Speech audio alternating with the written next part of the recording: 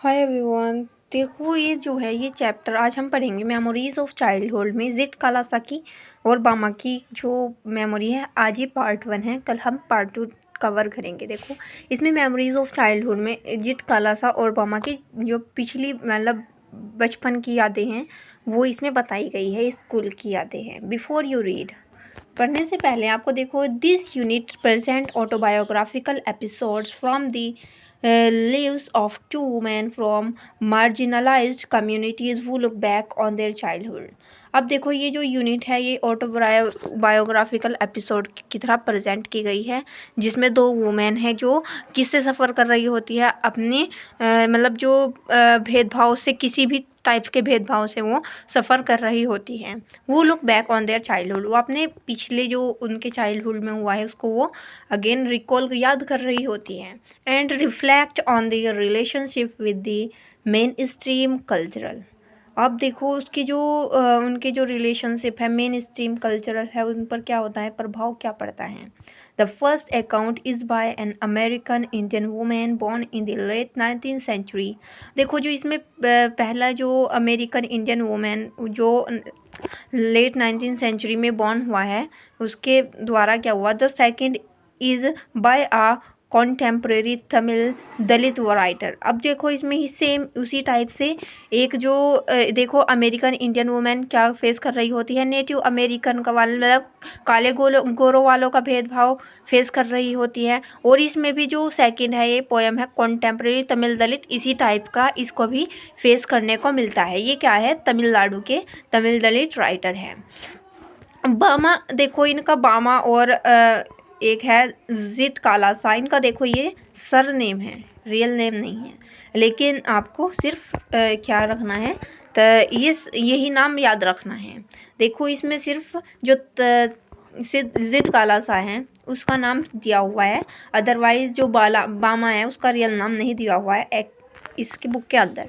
अब देखो जो Gertrude Simmons Benin born in 1876, देखो 1876 में जो जिट कालासा है उसका जन्म हुआ। Was an extra ordinary talented, वो बहुत ज़्यादा टैलेंटेड और एजुकेटेड नेटिव अमेरिकन वुमेन थी, मतलब जिसके साथ भेदभाव होता था। वो struggle and thrive in a time, उसने देखो अपने मतलब नेटिव अमेरिकन वुमेन जब मतलब उसके काला गोरों का भेदभाव हुआ था उस टाइम पे उसने बहुत ज़्यादा सफ़र किया था, स्ट्रगल किया था। And thrive in a time and severe prejudice privilege towards Native American cultural and women. मतलब वहाँ पे जो काले गोरे का भेदभाव होता था उसमें उसने बहुत ज़्यादा सफ़र किया था उस टाइम पे, अपने टाइम पर बचपन में। एज अ राइटर, देखो एक वो राइटर के थ्रू उसने क्या किया, she adapted the pen name Zitkala-Sa. उसका जो देखो इसका मैंने पहले बताया था आपको कि इसका नाम जिट कालासा एक सर नेम है, यानी कि पेन उसने अपना नाम रख लिया था। And in 1900 began publish articles, देखो उसने जो है 1900 से अपने जो आर्टिकल्स को पब्लिश करना, क्रिटिलाइजिंग एंड कैरलाइजिंग इंडियन स्कूल्स, ये इसके स्कूल का नाम दिया गया है। उसने क्या किया, 1900 से ही आर्टिकल्स को पब्लिश करना स्टार्ट कर दिया था। अब देखो इसमें जो इसमें कैरलाइज इंडियन स्कूल है, ये इसके मतलब जिसमें उसके साथ ये भेदभाव हुआ था ना, नेटिव इंडियन अमेरिकन वुमेन, तो इसी में वो इसी स्कूल का नाम है। Her works criticize dogma and her life as a Native American woman was dedicated against the evil of oppression। अब देखो बामा क्या है, अब आते हैं हम इस सेकंड जो थी हमारी राइटर है वो है Bama is the pen name of Tamil Dalit women from a Roman Catholic family. जो बामा है यह एक इसका क्या है, सरनेम है, जो एक तमिल दलित वुमेन है, रोमन कैथोलिक फैमिली से है ये भी। अब she has publish 3 main works, देखो वो जो थी अमेरिका से थी जिट कालासा, लेकिन ये इंडिया में ही है, बट दोनों ने जो चीज़ें सफ़र की है वो एक चीज़ें ही सफ़र की है, तो इसीलिए ये दोनों जो कहानी है एक साथ दी गई है। अब she was publish 3 main works, इसने भी अपने जो 3 मेन वर्क्स है वो पब्लिश किए हैं। एन ऑटोबायोग्राफी जैसे करुक्कू 1992, देखो इसमें जो करुक्कू है वो इसी मतलब जो ये कहानी बताई गई है इसमें चैप्टर में, मतलब इस वाली जो कहानी बताई गई है ये वाली चैप्टर ये करोक्को की बुक से ही ली गई है। यह एक बुक है और संगति 1994 में ये बुक आई थी उनकी, और मतलब पब्लिश हुई थी, और कलेक्शन ऑफ शॉर्ट स्टोरीज किसुम्बू का करन जो भी है, चलिए 1996 में ये इन्होंने 1996 में पब्लिश की थी। लेकिन जो करोक्को की बुक से ली गई है ना, ये वाली स्टोरी ली गई है, हमें सिर्फ ये पढ़नी है और इसी को ज़्यादा याद करना है। The following experts has been taken from Karukku. देखो करोक्को मीन्स पलमायरा लीव्स। ये देखो करोक्को का मतलब है कि वो पत्तियाँ जिसमें क्या होते हैं, धारदार सी पत्तियाँ होती हैं, वे मतलब एक नोकदार पत्ते होते हैं, उनको बोलते हैं। Which with their serrated edge on both side. ये मैं यहाँ पे बता दिया है, serrated edges on both side, उनके दोनों साइड में क्या होता है, नोक होती है। Are like double edged words by a felicitous pun the Tamil word karukku containing the word karu. देखो जो करुक्कू वर्ड आया है तमिल वर्ड है, इसमें क्या है, वर्ड जो करू है उसका मतलब है एम्ब्रियो और सीड। ऑल्सो मीन्स फ्रेशनेस यानी कि न्यूनेस, ये सब इसका मीनिंग है। चलिए अब देखो इसमें जो हमें पढ़ना है, पहले फर्स्ट पार्ट ही पढ़ाऊँगी आज मैं आपको। तो the cutting of my long hair Zitkala-Sa, ये जिट कालासा के थ्रू लिखी गई है। Cutting of my long hair यानी कि उसके जो बाल थे उनको काटा गया था इसमें। जो अब देखो the first day in the land of apples was a bitter cold one. देखो उसका जो पहला दिन था वो लैंड ऑफ एप्पल्स, वहाँ पे क्या होता था कि सेब कि वहाँ पे होती थी लैंड, मतलब सेब उगाए जाते थे वहाँ पे, और वहाँ पे बहुत ज़्यादा ठंड थी। उसका जो पहला दिन था वो बहुत ज़्यादा ठंड का था। For the snow still cover the ground. अब देखो पूरा जो ग्राउंड था वो बर्फ़ से ही, वहाँ पे बर्फ़ ही बर्फ़ पड़ी हुई थी। And the trees were bare. अब देखो जो पेड़ थे उन पर ना ही कोई पत्ती थी ना ही कोई फल थे, ओनली बस पेड़ थे, मतलब सूखे हुए पेड़ खड़े हुए थे, और मतलब snow still covered the ground बस ग्राउंड था, इस टाइप से था। A large bell rang for breakfast. देखो इसमें जो ब्रेकफास्ट के लिए क्या हुआ, एक बहुत ही बड़ी घंटी बजी। It loud metallic voice crashing through the belfry overhead and into our sensitive ears. अब देखो ये जो घंटी की आवाज़ थी बहुत ज़्यादा शोर कर रही थी, मतलब उसको कंफ्यूज कर रही थी। एंड उसका जो सर था उस मतलब घुमा रही थी वो उसके कानों को, बहुत बुरी आवाज़ से लग रही थी बस उसको, वो बहुत ज़्यादा मतलब लाउड कर रही थी। तो उसके जो कल्चर में ऐसी आज तक उसने नहीं सुनी थी, इसीलिए उसको वो अलग लग रही थी। The annoying clatter of shoes on bare floors gave us no peace. अब देखो इसमें क्या था कि जो ये तो वहाँ पे मतलब स्कूल में जब ये पहला दिन था स्कूल में उसका, अब जब वहाँ पे जो शूज़ चलते थे ना तो वे बहुत ज़्यादा शोर करने वाले जो शूज़ होते हैं उनको क्लैटर ऑफ शूज़ बोलते हैं।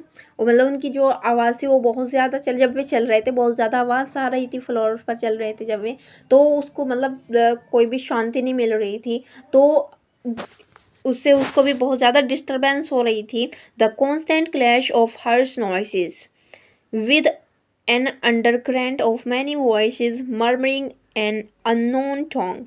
अब देखो इसमें वो मर्मरिंग इसीलिए बोला है क्योंकि वह एक नेटिव अमेरिकन वुमेन है, मतलब उसे वो जो वहाँ पे इस स्कूल में बोल रहे हैं ना भाषा, वो उसको समझ नहीं आती है, तो इसीलिए उसने मर्मरिंग मतलब किसी चीज़ को मरमर करना ऐसे इसीलिए उसने बोला है क्योंकि उसको ये भाषा समझ नहीं आ रही थी।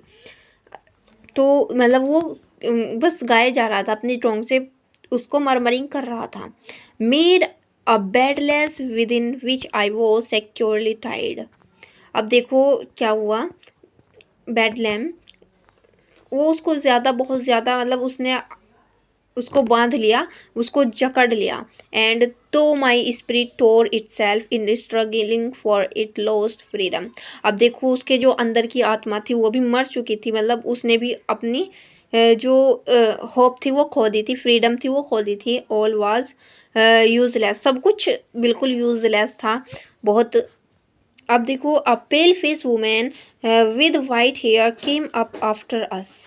जो गोरी मतलब पेल फेस वुमेन जो है यहाँ पे एक गाली के लिए यूज़ हुआ है, क्योंकि एक पेल फेस वुमेन यानी कि गोरी औरत जो थी विद वाइट हेयर, अपने जो उसके बाल जो थे वे सफ़ेद थे। केम अस आफ्टर अस, वो उसकी तरफ को आई। We were placed in a line of girls who were marching into the dining room. उसने सभी जो गर्ल्स थी उनको लाइन पर लगाया और मार्चिंग के लिए डाइनिंग रूम की ओर मार्च करते हुए चल रही थी। दीज वर इंडियन गर्ल्स, वे सभी इंडियन गर्ल्स थी। इन स्टिफ शूज, उन सभी के सटे हुए जूते, और क्लोजली क्लिंगिंग ड्रेसेस, और बहुत ही सटे हुए कपड़े पहने हुए थे। The small girls wore sleeved aprons and shingled hair. जो छोटी लड़कियां थी उनको क्या पहनाया गया था? एप्रॉन्स पहनाया गया था स्लीव्स के साथ, ताकि जो वे खाना खाए उनको वे साफ कर सके। और उनके जो हेयर थे वो सिंगल हेयर थे बहुत छोटे छोटे हेयर थे। As I walked noiselessly in my soft moccasins I felt like sinking to the floor. जब वे शोर कर कर चल रहे थे तो मतलब मेरे जो शूज़ थे वो बहुत ज़्यादा सॉफ्ट थे। I felt like sinking to the floor, मतलब उनकी आवाज़ से मेरा जो सर था मैंने उसको नीचे झुका लिया। For my blanket had been stripped for my shoulders, जो मेरा ब्लैंकेट था मेरे शोल्डर पर उसको भी मुझसे छीन लिया गया था। I looked hard at the Indian girls, मैंने उन लड़कियों इंडियन गर्ल्स को देखा। Who seemed not to care that they were even more immodestly dressed than I in their tightly fitting clothes. उन्होंने भी क्या किया हुआ था, जो अदर इंडियन गर्ल्स थी उन्होंने भी बहुत ज़्यादा फिटिंग क्लोथ्स पहने हुए थे। वाइल वी मार्च्ड इन, जब में हम मार्च कर रहे थे, the boys entered at an opposite room, दूसरी जो अपोजिट रूम था उससे भी मतलब बॉयज़ एंटर कर रहे थे। I watched for the three young brave who came in our party, मैंने 3 लड़कों यंग ब्रेव मतलब बहादुर लड़कों को देखा आते हुए अपनी पार्टी में। I spied them in the rear ranks looking as uncomfortable as I felt, देखो मैंने उनको नोटिस किया कि वे भी मेरी तरह अनकम्फर्टेबल महसूस कर रहे हैं। A small bell was tapped, एक घंटी बजती है पहली। And each of the pupils drew a chair from under the table, सभी बच्चे क्या करते हैं, जो टेबल्स होती हैं उनको टेबल से खींचते हैं। Supposing this act meant they were to be seated, और फिर वो क्या करती है उस पर बैठ जाती है। I pulled out mine and at once slipped into it from one side, मैंने भी अपनी चेयर जैसे उन्होंने खींची मैंने भी खींची और मैं बैठ गई। लेकिन वो जो घंटी थी वो सिर्फ खींचने की घंटी थी। But when I turn my head, लेकिन जैसे ही मैंने अपना जो हेड था उसको ऊपर किया, I so that I was the only one when seated, मतलब मैंने देखा जब मैंने अपने सर को ऊपर करके देखा तो सिर्फ केवल मैं ही थी जो बैठी हुई थी, अदरवाइज सब खड़े हुए थे। क्योंकि वो जो बेल बजी थी, फर्स्ट बेल बजी थी, वो सिर्फ टेबल को सही करने के लिए थी। And all the rest at our table remained standing, सभी जो बच्चे थे वो टेबल के पास खड़े हुए थे, चेयर के पास। Just as I begin to rise, एकदम से मैं उठ खड़ी हुई। Looking shyly around to see how chairs were to be used, देखो उसने क्या किया, वो एकदम खड़ी हो गई क्योंकि उसको बहुत ज़्यादा अब खड़े हुए होते हुए बहुत ज़्यादा शर्म आ रही थी। क्योंकि अब देखो उसने क्या किया, जैसे अदर उनको फॉलो किया था उसने, तो अब वो उसको उन सभी को बच्चों को फॉलो करने लगी। सेकंड बेल जब बजी, वाज साउंडेड, जब सेकंड बेल की आवाज़ आई, all were seated at last, सभी बच्चे बैठ गए तो वो भी बैठ गई। एंड मतलब ऐसा हो रहा था कि अगर वे खड़े थे तो ये बैठ रही थी, और बैठ रहे थे तो ये खड़ी हो गई थी, इस टाइप से हो रहा था। And I had to crawl back into my chairs again. फिर उसने ऐसा ही किया जैसा उन्होंने किया। I heard a man's voice at one end of the hall. अब देखो उसने एक आदमी की आवाज़ सुनी जो हॉल के अंदर बोलता हुआ आ रहा था। And I looked around to see him, और मेरी तरफ को देखा जा रहा था। But all the others hung their heads over their place. अब देखो सभी की जो नज़रें थी वो प्लेट्स पर थी। As I glanced at the long chain of tables, I caught the eyes of a pale face women upon me. अब देखो एक जो पेल फेस मतलब गोरी जो वुमेन थी वो मेरी तरफ को देखे जा रही थी, घूरे जा रही थी। Immediately I dropped my eyes wondering. देखो अचानक से क्या हुआ, उसकी आंखें मेरी आंखें एकदम से मिल गई, तो मुझे मतलब उस टाइम पे उसको बहुत ज़्यादा डर महसूस हुआ। wondering when I was so nearly watched by the strange woman। वो उसकी तरफ को देखी घूरे ही जा रही थी, उसकी नज़र उससे टकरा गई तो उस the man seized his muttering and then a third bell was tapped। अब देखो थर्ड बेल बजी। every one picked up his knife and fork and begin eating. अब देखो सभी ने अपनी जो चाकू और चम्मच थी उसको उठाया और खाना स्टार्ट कर दिया। अब उसने क्या किया, आई बिगिन क्राइंग इंस्टेड। अब उसने क्या किया, रोना स्टार्ट कर दिया। For by this time I was afraid to venture anything more. अब इस टाइम पे क्या था, वो बहुत ज़्यादा डरी हुई थी। उसने मतलब उसको देखे जा रही थी ना, वो इसी वजह से वो डर गई थी बहुत ज़्यादा। But this eating by formula was not the hardest trial in that first day. देखो उसके लिए जो फॉर्मूला खाने का एक टाइप का फॉर्मूला ही था। पहले चेयर को खिसकाना, फिर उस पर बैठना, और फिर तब जाके थर्ड बेल बजेगी तब जाके खाना स्टार्ट करना। तो उसके लिए ये तो मतलब फॉर्मूला ही था। ये मतलब ये जो फॉर्मूला था ये ज़्यादा मतलब इसके लिए इतना हार्ड नहीं था, हार्डेस्ट ट्रायल था नहीं था जितना आगे उसके साथ होने वाला था। That first day late in the morning. देखो अब मॉर्निंग में क्या होता है, my friend Judewin give me a terrible warning. अब देखो इसकी जो एक दोस्त भी बन गई थी वहाँ पे। मॉर्निंग में क्या हुआ, उसकी जो फ्रेंड थी जुडेविन उसने उसको एक वार्निंग दी, मतलब हॉरिबल वार्निंग दी कि जुडेविन ने सुना knew a few words of English. Judewin कुछ इंग्लिश के वर्ड्स जानती थी। And she had overheard, मतलब वो पहले से पढ़ती थी ना उसी स्कूल में, इसी वजह से उसने जान लिया होगा इंग्लिश वर्ड्स। अब उसने क्या किया, and she had overheard the pale face women talk about cutting our long hair heavy hairs. अब देखो उसमें क्या हुआ कि उसने सुना है कि उसकी जो पेल फेस वुमेन है उसने उसको बात करते हुए सुना है कि जो उनके लॉन्ग और हैवी हेयर्स है उनको काट दिया जाएगा। Our mothers had taught us that only unskilled warriors who were captured had their hair singled by the enemy।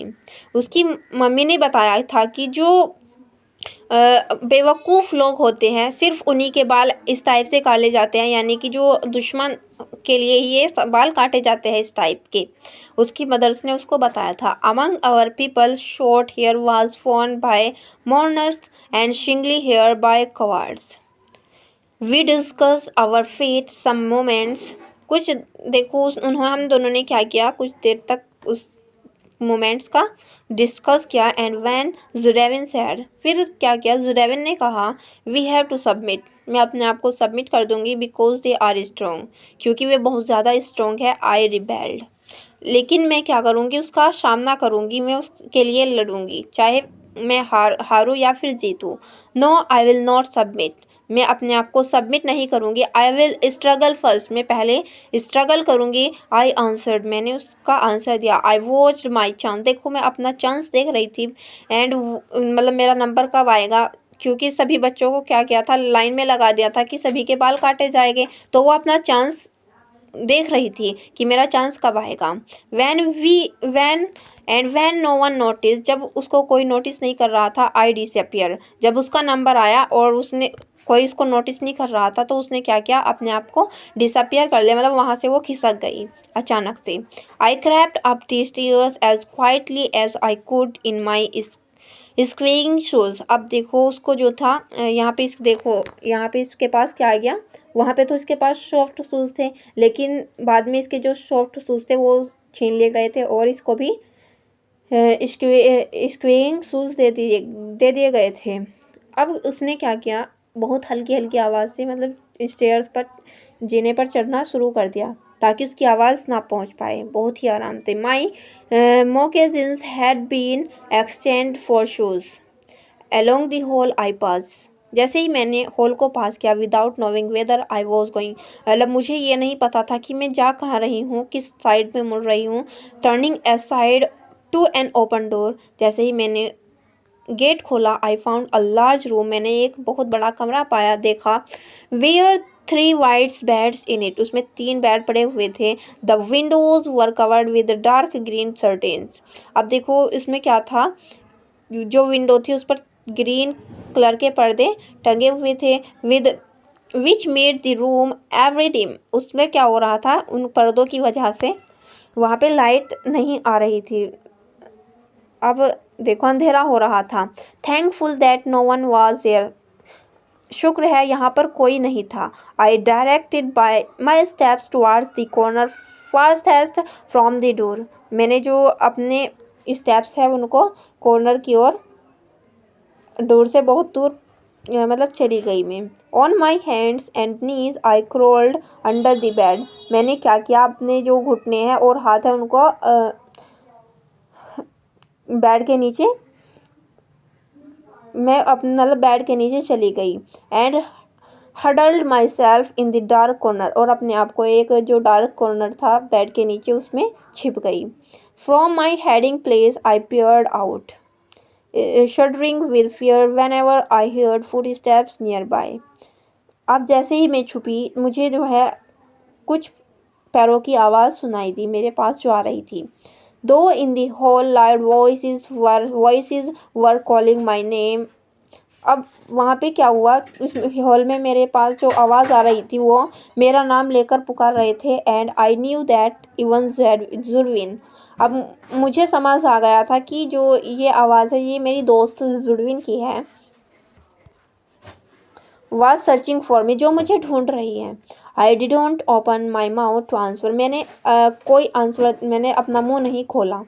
Then the steps were quicken and the voices became exciting. अब देखो जो शोर था मतलब उसकी आवाज़ थी वो बहुत ज़्यादा बढ़ गई। The sound came nearer and nearer, अब जो साउंड थी वो बहुत ज़्यादा पास आ रही थी, मेरे पास ही पास आ रही थी। Women and girls enter the room, जब भी लड़कियां और वुमेन जो थी वो रूम के अंदर एंटर कर जाती है। आई हेल्ड माई ब्रीथ, मैंने जो अपनी सांसें थी वो अभी रोक ली थी। And watched them open closest door and peep behind large trunks, अब मैंने अपनी सांसें भी रोक ली थी और जो डोर था और लार्ज ट्रंक्स थे उनकी आवाज़ और भी ज़्यादा मेरे पास आ रही थी। उन्होंने क्या करना शुरू कर दिया, मतलब जब जो कवर्ड्स थे उनको खोलना स्टार्ट कर दिया, वहाँ पर ढूंढ रही थी और ट्रंक्स को भी देखना स्टार्ट कर दिया। Someone threw up the curtains, किसी एक ने उनमें से, आई डोंट नो कौन था वो, बट उनमें से एक ने क्या किया, पर्दे को हटा दिया विंडो से। And the room was filled with sudden light, अब देखो जो रूम था वो पूरी तरह से रोशनी से भर गया, मतलब बहुत ज़्यादा रोशनी आ गई। What caused them to stoop and look under the bed, अब देखो उनमें से आई डोंट नो एक ने क्या किया, अपने जो कदम थे वो बेड के नीचे देखने के लिए बढ़ाए, लेकिन मुझे नहीं पता था वो कौन थी। I remember being dragged out, मैंने अपने आप को बहुत ज़्यादा खींचने की कोशिश की हुई लेकिन मुझे घसीटते हुए ले गए। तो आई रेजिस्टेड बाय किकिंग, मैंने उनको लात भी मारी। एंड स्क्रैचिंग वाइल्डली, मैंने उनको घसीटा भी, मतलब नोचा भी उनको, लेकिन वे मुझे घसीट कर ले गए। In spite of myself I was carry downstairs and tied fast in a chair, वे मुझे घसीटते हुए, मैंने अपने आप को बचाने की कोशिश भी की लेकिन वे मुझे घसीटते हुए डाउन स्टेयर्स से और मुझे एक चेयर से बांध दिया। आई क्राइड अल्लाह, मैं बहुत ज़्यादा रोई, shaking my head all the while until I felt the cold blades of the scissors against my neck। अब देखो जो मेरे हेड्स थे, जब तक मैं मतलब जो कोल्ड ब्लेड्स थी सीजर्स की, जो मतलब मेरे कानों तक आवाज़ आ रही थी, मतलब gnaw off one of my thick braids, ये जो मोमेंट था देखो ये बहुत ज़्यादा सैड है, यहाँ पे बहुत ज़्यादा सैड है, मतलब then I lost my spirit. अब देखो उसने अपनी सारी उम्मीदें खो दी। Since the day I was taken from my mother, अब उसको अपनी माँ की याद आ रही थी। अब वो क्या क्या कह रही है, अगर the day I was taken my mother, अगर मेरी माँ होती, आई हैड सफर्ड एक्सट्रीम इंडिग्निटीज़, मतलब उसने जब तक, अगर उसकी माँ यहाँ पे नहीं है तो उसने ये सब चीज़ें फेस की हैं। अगर उसकी माँ होती तो वो, मतलब उसको वहाँ पे फुल आज़ादी थी ना, इसी वजह से तो वो ये सब सोच रही है। People had stared at me, I had been tossed about in the air like a wooden puppet. अब देखो यहाँ पे क्या कह रही है कि मुझे एक जो वुडन पपेट है उसकी तरह टोस्ट किया गया है। And now my long hair was shingle like a coward's, अब जो मेरे लॉन्ग हेयर्स है वो शिंगल जैसे हो गए हैं, यानी कि क्वार्ट्स जैसे हो गए हैं। In my anguish I mourned for my mother but no one came to comfort me, लेकिन मुझे कोई भी मतलब सहारा देने के लिए नहीं था, यहाँ पे कोई नहीं था, मैं सिर्फ अकेली थी। Not a soul reason quietly with me, ना ही कोई मुझे मतलब मुझे कोई सराहना देने के लिए था। एज माई अवन मदर, केवल मेरी एक माँ थी, यूज टू डू, जो ऐसा कर सकती थी। For now I was only one of many little animals driven by अ हर्डर। अब क्या हुआ, उसने क्या कहा आखिर में कि मुझे, मैं सिर्फ अब क्या थी, एक एनिमल्स की तरह थी, छोटे जो एनिमल्स होते हैं ना उनकी तरह थी कि